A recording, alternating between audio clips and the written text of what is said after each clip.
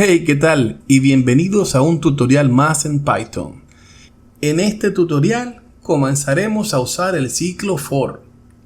El ciclo for hace parte de las estructuras de control repetitivas, conocidas también como bucles, puesto que se repiten una y otra vez hasta completarse. Su labor es recorrer cualquier objeto iterable, es decir, cualquier objeto que puede ser recorrido elemento por elemento, como es el caso de las listas, tuplas, diccionarios, conjuntos, cadenas, entre otros. Supongamos entonces que tenemos una lista llamada datos, que contendrá los siguientes valores: 1, 2, 3, 4 y 5. En este caso, las posiciones a iterar serán 0, 1, 2, 3 y 4, contándolos a partir del elemento 0, tal como se explicó en el tutorial de estructuras de datos. Mediante el ciclo for recorremos cada una de estas posiciones. Entonces, en cada corrida, el sistema se preguntará: ¿hay más elementos que recorrer? Si la respuesta es sí, irá mostrando inicialmente el elemento con la posición 0, a lo cual el sistema se preguntará de nuevo: ¿hay más elementos? Y así recorrerá cada una de las posiciones de la lista, mostrando los elementos en la posición 1, 2 y 3. Finalmente, mostrará la posición 4, que contiene el valor 5. Una vez no hay más elementos que mostrar, el bucle finaliza, terminando así el ciclo for. Listo, comencemos a programar esto en Python. Comenzamos entonces declarando la variable datos, que contendrá los siguientes valores: 1, 2, 3, 4 y 5. Para utilizar el comando en Python solo basta con utilizar la palabra reservada for. En este caso indicaremos ahora la forma en la que iteraremos. Declaremos entonces, como convención normal, se usa i. For i in datos imprime i. Si ejecutamos este código, lo que hará será lo siguiente: nos mostrará los elementos en el orden especificado. Primero el elemento 1, el elemento 2, el elemento 3, el 4 y el 5, con las respectivas posiciones. Sería el elemento, la posición 0, 1, 2, 3 y 4. Un aspecto importante dentro de esta pequeña estructura realizada es el siguiente: la palabra for significa para. El elemento, o en este caso esta variable temporal, por así decirlo, almacenará consecutivamente cada uno de estos elementos, recorriéndolos de la siguiente manera: para y en el arreglo o la lista datos se irán tomando los valores de 1, 2, 3, 4 y 5 respectivamente, y los irá mostrando acá por pantalla. Tomando en este caso, obviamente, siendo 1 la posición 0, 1, 2, 3 y 4. Los ciclos pueden recorrer cualquier tipo de estructura. En este caso, el ciclo for puede también recorrer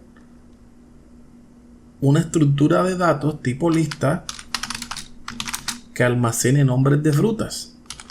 En este caso, fresa, mango, piña, guayaba y mora. El proceso es el mismo: for fruta in frutas, podría ser imprime fruta, y obtendríamos lo siguiente. Un comando útil es la función range, que nos permite generar números de manera rápida. se usa de la siguiente manera. For i in range, en este caso especifiquemos 10 valores e imprimimos la variable temporal i. En este caso genera números del 0 hasta el 9, siendo este un arreglo de 10 números. Sin embargo, podemos especificar un inicio y un fin. Podemos perfectamente decirle, especificando otro parámetro aquí, que vaya desde 2 hasta el 10. Comenzando así entonces desde el 2 y finalizando en 9. ¿Por qué? Porque normalmente nunca termina este ciclo. Si queremos que termine en 10, normalmente se adiciona un número al final. Con esta función inclusive podemos establecer un inicio, un fin y un paso. Supongamos que quiero generar los números desde el 0 hasta el 50 y que los números vayan de 5 en 5. En este caso se ejecuta correctamente, sabiendo entonces que el último número para que nos dé 50 sería especificar un 5 aquí.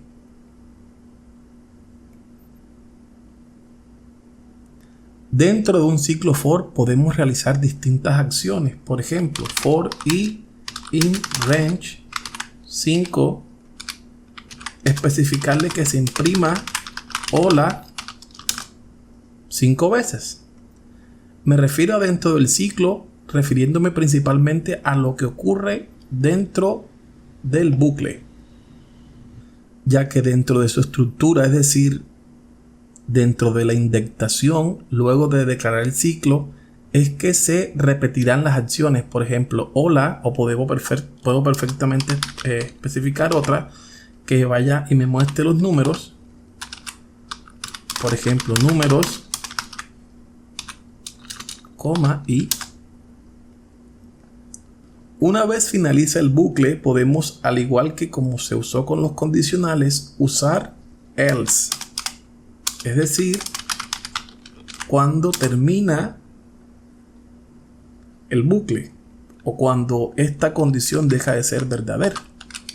Recordar que mientras haya datos será verdadera. Una vez finaliza, se coloca fin del ciclo. Entonces recorrerá, vamos a quitar números, hará el proceso y al final nos dirá que el bucle finalizó. Una de las características de los ciclos for es que podemos romperlos en cualquier momento. Y por romperlos me refiero a terminar el proceso. Supongamos que declaramos un bucle de la siguiente manera: for i in range 10. Lo ideal sería escribir print y ejecutarlo, ¿cierto? Sin embargo, podemos romper o podemos parar el proceso usando la función break y anidando dentro de esta una función condicional. En este caso, la función if. If i es igual a 5, por ejemplo, break. Automáticamente, una vez llegamos a este punto, al elemento 5, se para el proceso. Mediante un ciclo for también podemos recorrer cadenas. Por ejemplo, for i in Python print i. De esta manera recorremos cadenas, carácter a carácter. Por ejemplo, Python es genial y podemos hacerlo perfectamente. Y si queremos parar el ciclo, pues usamos de nuevo lo mismo. If i es igual, en este caso, al carácter g, que el ciclo pare. Por tanto, si bajamos, nos daremos cuenta que una vez llega al carácter G, el ciclo para. Supongamos ahora que queremos sumar los elementos contenidos en una lista. Por ejemplo, números, y escribámoslos todos. Declaramos entonces una variable suma que no será más que un contador o un elemento que se irá sumando uno a uno, irá cambiando dentro del bucle. Ahora inicializamos el bucle, en este caso for i en números print i, y revisamos que esté funcionando bien el bucle. Una vez nuestro sistema funciona, procedemos entonces a realizar la suma, para lo cual aumentaremos la variable suma, que no será más que suma más i para fines prácticos. En este caso no usaremos la función print, ya sabemos que funciona. Lo que sí haremos será mostrar al final la variable suma, puesto que si la colocamos dentro del bucle, cada vez que haga la ejecución nos mostrará el valor y queremos solo el valor final. Ejecutándolo nos da un valor de 55. Una convención rápida sería utilizar el siguiente comando: más igual y, funcionando de la misma manera. Si queremos simplificarlo aún más, solo bastaría con borrar esta variable de acá y definir una función range aquí que contenga en ese caso los 10 elementos, sabiendo que si son 10 elementos se especifican 11, pues iría desde 0 hasta 10. La ventaja así es que podríamos especificar 100 elementos, 1000 elementos e inclusive números mucho más altos, y el cálculo sería supremamente rápido. Supongamos que queremos contar los caracteres que se encuentran dentro de esta variable de tipo texto. Para ello haríamos lo siguiente: for i in texto print i, y recorreríamos el bucle. Recorreríamos todo el texto carácter a carácter. Ahora sumemos los caracteres.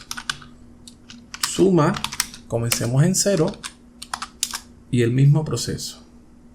Suma más igual 1. No queremos mostrarlo en pantalla y coloquemos entonces suma. Y listo. Si te ha gustado el video, suscríbete para no perderte más contenido.